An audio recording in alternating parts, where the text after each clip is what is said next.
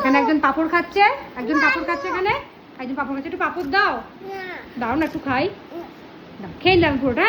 হ্যাঁ আচ্ছা নাও, খাও। বেরি চেরি আমাকে একটু দাও পাপড়। কি হিংসুটে জেরি বেরি, একটু পাপড় দেয় না মাকে। দাও বেরি, দাও, দিয়েছিল চেরিটা খুব খাওড়ি। দাও বেরি, আমাকে একটু দাও তো, একটু দাও, দাও একটু খাই, একটুখানি, এইটুকু।